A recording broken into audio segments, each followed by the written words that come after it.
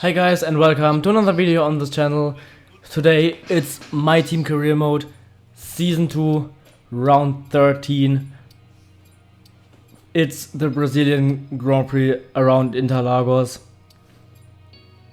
If you did miss the previous one around Qatar, be sure to check this one out.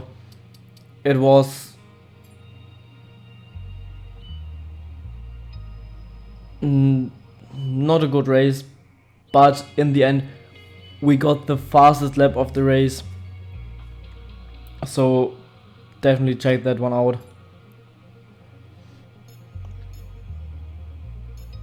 And now let's jump to this episode. And we purchased I think it was a major fuel efficiency upgrade, which will hopefully come in for this race.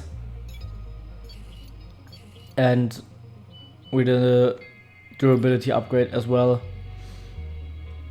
Our chassis facilities got an upgrade at resource point generation, so that's pretty good as well. Okay, we've had the new parts come through the fabrication process. And now, We'll have them with us for the next Grand Prix.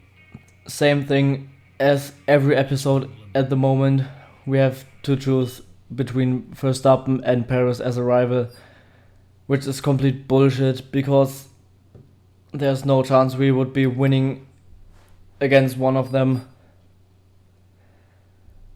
So yeah, I think it's glitched, but I don't know. And you can see there in the standings, Hamilton leading the championship by 26 points. But we're at a sprint weekend, so Alonso could turn this around and leave Brazil leading the championship if Hamilton DNFs out of the race maybe, or doesn't score any points. But let's focus on qualifying first.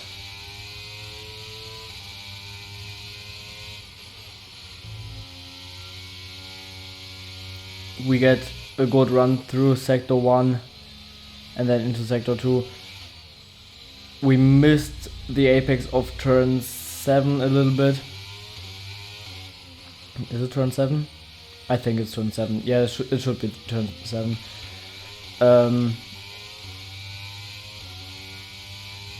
But overall it's not a bad lap. We get the rotation through the last corner, very good.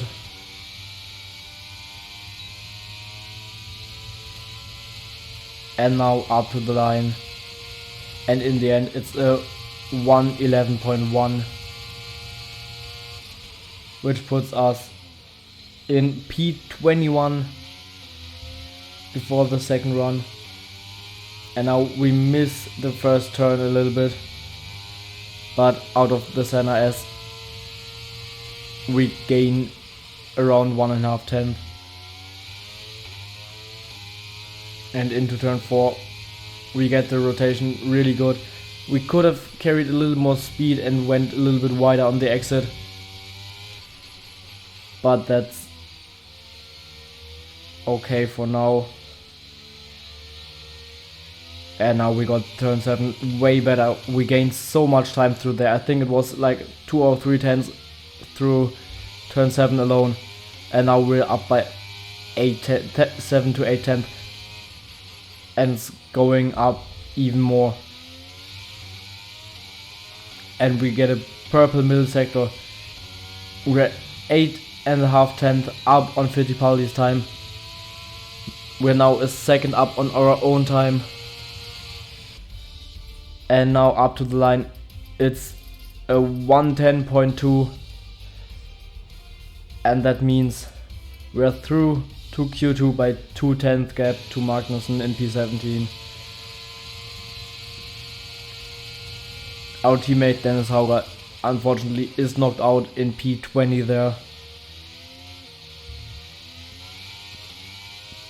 And now into Q2 we go. Good run through the Senna S. Alonso puts in a 109.9. So to beat him, we would have to gain 2/10 compared to our Q1 lap. No, 3/10 actually.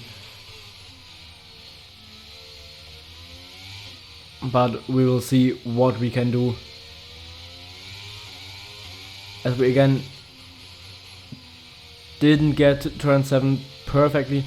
I mean, we're not taking turn 7 badly wrong, but it's just a little bit off, which in the end can cost us a little bit. But we get a purple second sector anyways. So as you can see, turn 7 doesn't cost us too much. And now up to the line, it's a 109.9, which puts us in P5 for the moment, but then at the end of Q2 we are in P10. So if we don't go out again, that's probably us being knocked out.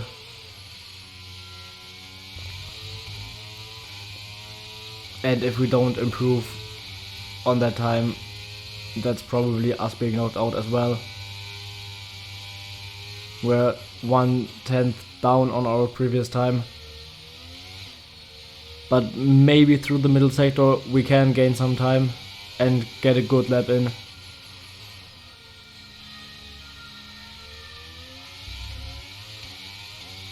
And that's now 2/10 up on our previous time through the middle sector. Now it's only one real corner to go. The rest is completely flat out. Now the last braking zone. Purple second sector again. We turned it in a little bit too early and bottomed out a little bit. And because it's only 200s up on our previous time, I decided to take a wide line and go for another lap and hopefully improve on our time. And this time we get a way better run through the center, as we're now 2/10 up on our previous time. If we can keep that up, that should be us through to Q2. And again into turn 4 we could carry a little more speed. Then into turn 6 we missed the apex a little bit. And now turn 7, really good rotation through there. And now hopefully we can get a good middle sector again, maybe purple again. That would really help us. This time it's not a purple middle sector, but we're still 4/10 up on Alonso's time. So that's pretty good for us. And now up to the line we go with 3.5 up on our previous time, and it's a 109.6, and that puts us in P7. And both the title rivals are through in P1 and P4. And now in Q3, that's our first run. I think it's on a used set of softs. So our second run should be better than our first run. We missed turn 4 completely. Went really wide there.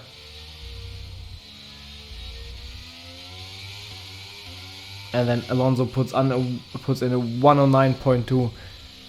That's 4/10 better than our Q2 time.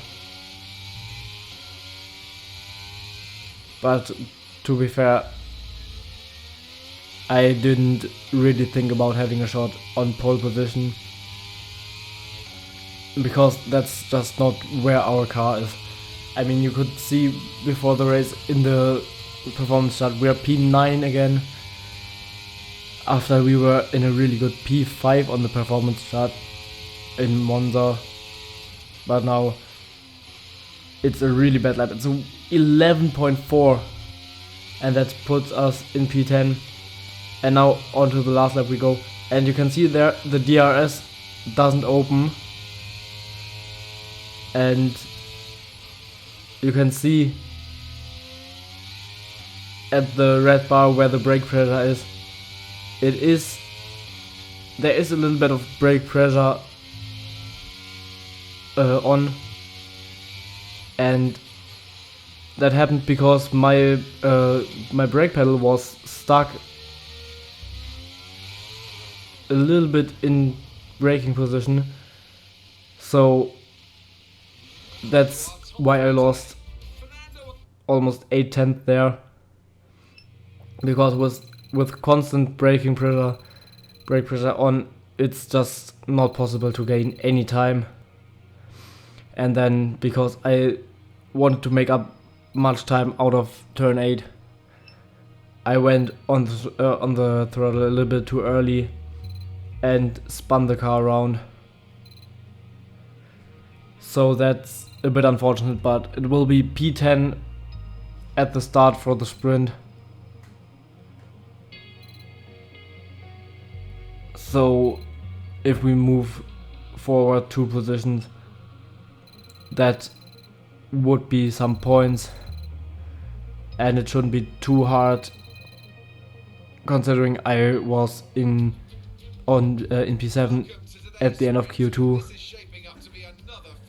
and I probably would have got some time out of my last lap in Q3 as well, but the brake was stuck, and if the brake isn't stuck in the sprint race, that should be relatively easy to achieve a P8 or higher.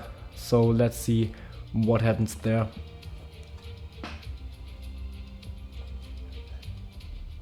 Let's run you through the driver grid order for today's exciting sprint. An immense lap from Fernando Alonso yesterday puts him on pole position, with Charles Leclerc alongside.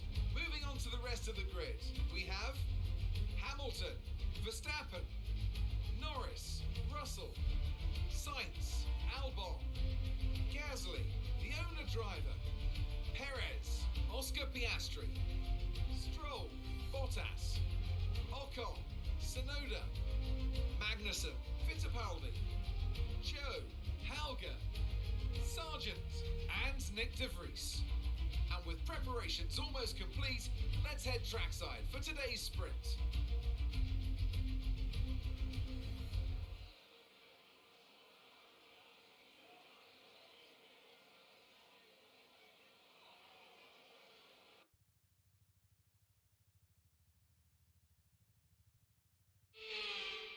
So now onto the grid we go, and it's either softs or mediums, and we're going for softs.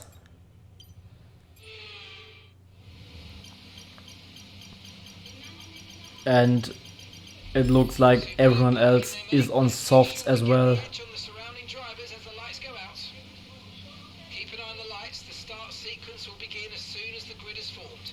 So we're gonna have to look for the tires and not kill them too early on in the race. And we get a really good start, and we're now up to P6, and into turn 1 we overtake Hamilton as well, so we're up to P5. And now Hamilton tries to get P5 back, but in the braking zone we're just ahead, and we can keep it ahead of him. And now we need to keep him behind, and that's not too hard, as we now in lap 6 pulled a 6-second gap to the car behind, but we got a 5-second gap to the car in front too, so we're pretty much alone. But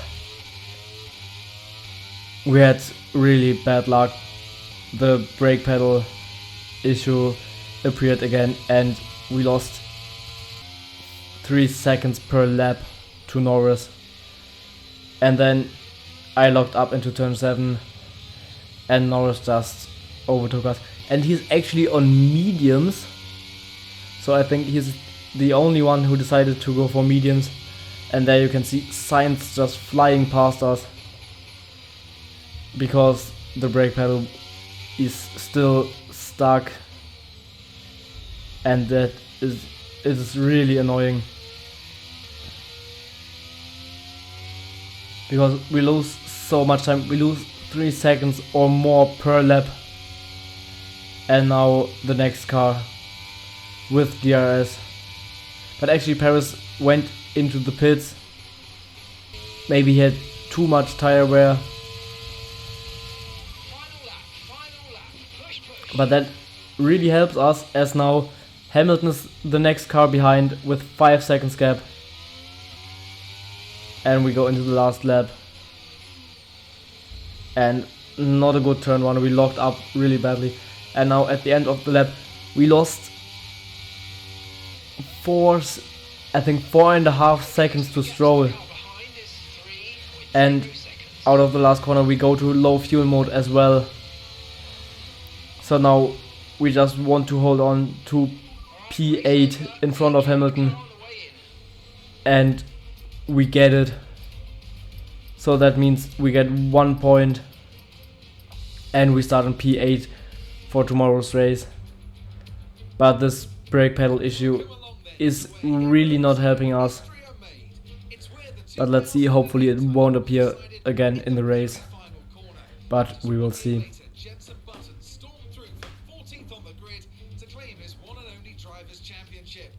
It's time then for the Sao Paulo Grand Prix. Interlagos, always a very special race here in Brazil. It's a 2.7-mile circuit with 9 lefts and 6 rights for a total of 15 corners. The fastest lap today should have an average speed of around 135 miles per hour, if, of course, the weather stays dry until the end of the Grand Prix. Let's run you through the driver grid order for today's exciting race. Fernando Alonso lines up on pole position, and Max Verstappen lines up alongside. Looking down the rest of the grid, we have Leclerc, Russell, Norris, Sainz, Stroll, the owner driver, Hamilton, Bottas, Gasly, Magnussen, Ocon, Helga, Fittipaldi, De Vries, Albon, Sargent, Perez, Joe, Oscar Piastri and Yuki Tsunoda. That's it then, it's time to go racing as we head down trackside for today's race. Anthony Davidson joins me once again in the commentary box, and it's fantastic to have you with us here, but I'm curious, as a man with experience out on the track, how do you stop those pre-race nerves from becoming overwhelming when you're lining up on the grid? Well, I imagine they'll be starting to feel the adrenaline as they anticipate the run down into turn 1. A bit like preparing to go into battle. The unknown situation will bring nerves, but that's a good thing. It'll keep them focused on the moment and on their surroundings as we build towards the start of the Grand Prix. And now it's the usual strategy again, mediums to hards. And Alonso already made up 8 of the 26 points gap to Hamilton. And if they finish like they're starting the full race, Alonso is going to be leading the championship after this one. But let's focus on ourselves, because we need points as well. And we had a pretty bad reaction time when the lights went out, but we still get a relatively good start. We stay in P8. With better reaction time we could have gone to P6 already, but I think we probably have to look back more than we can look to the front.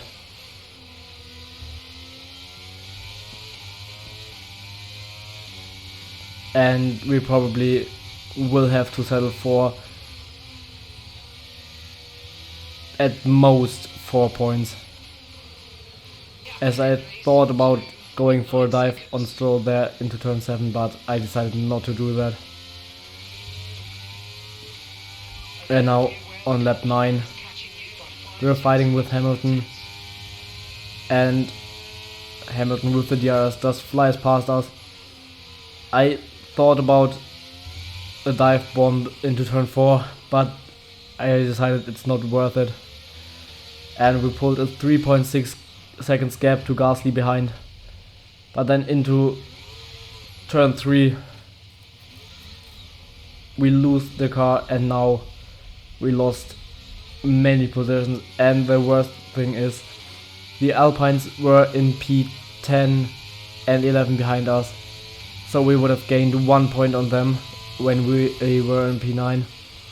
But now they are in P9 and 10, so they will gain 3 points on us, which is not helping us in the Constructors' Championship. So we need to catch up, which will be pretty hard after that spin.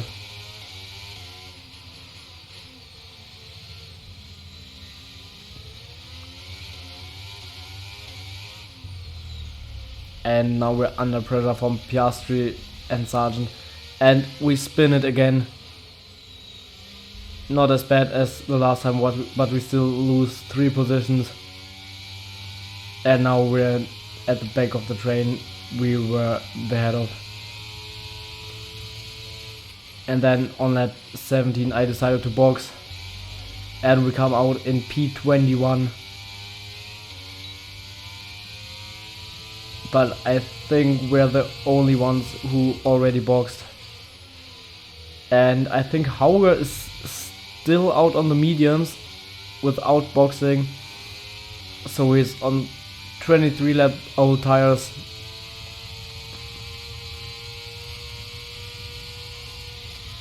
And there wasn't really that much that happened in this race at the end. We made a big dive bomb on Tsunoda, but there's really not that much more. We're picking up some places, but all the cars are so spread out that we have to get to close gaps like 7 seconds, or at least 2 or 3 seconds between the cars, so it's not that much action. And now onto the last lap, onto the second last lap, we have 7.5 seconds gap to the car ahead. And now onto the last straight we go, and Sargent tries to overtake us, and with the DRS he gets ahead, and we lost the race to the line and finished in P16 in the end. We could have gotten some points, but 2 spins just made us lose that. It was both times my own mistake. I lost probably around 2 points, which would have helped us in the constructor standings, but it is what it is.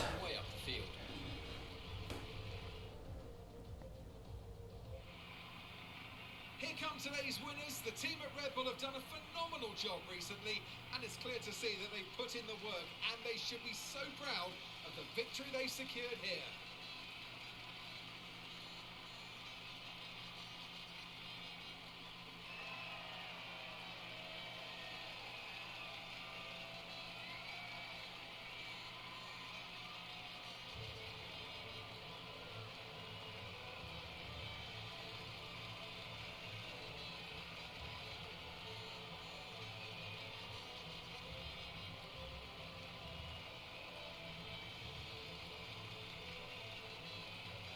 So in the end, Alonso ended up in P2, Hamilton in P7, so that's now a 6 points gap in the standings.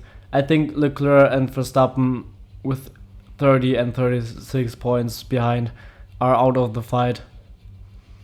I mean, mathematically they are still in the fight, but I don't think they can catch up. It's 3 races to go now, and it's 30 points gap. That's a little bit too much, I think.